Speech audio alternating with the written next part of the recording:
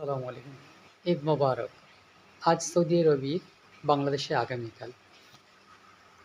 আমাদের দেশের অনেকের মধ্যে একটি ভুল ধারণা প্রচলিত আছে যে আজকে যদি সৌদি আরবে ঈদ হয় তাহলে আগামীকাল আমাদের দেশে ঈদ হবে।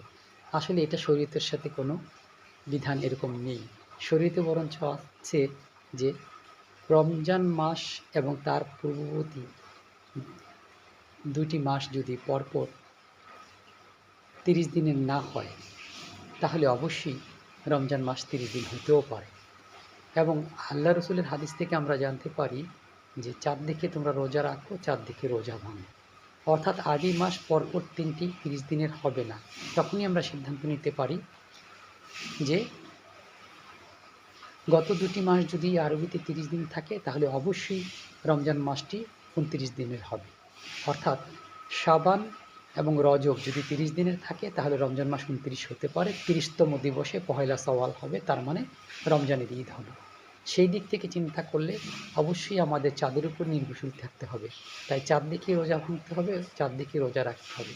আশা করি আমার কথা থেকে আপনারা অবশ্যই সিদ্ধান্ত নিতে পারবেন যে শরীয়তের বিধান মতে কোনো দেশের সাথে মিল রেখে যে সেই দেশে আজকে ঈদ হলে আগামীকাল আমাদের দেশে ঈদ হবে এরকম কোনো বিষয় নয়। বরঞ্চ শরীয়তের বিধান মতে যে আমরা চাঁদ দেখে রোজা রাখবো বা চাঁদ দেখে রোজা ভাঙবো। আর আরবি মাস পরপর ৩টা ৩০ দিনের হবে না। অর্থাৎ ৩টি মাসের মধ্যে যে কোনো একটি মাস অবশ্যই ২৯ দিনের হবে। আশা করি আপনারা সবাই বুঝতে পারবেন এবং এই ভুল থেকে বেরিয়ে এসে আমরা সঠিক শরীয়তের চর্চা করব ইনশাল্লাহ। সবাইকে ঈদ মোবারক।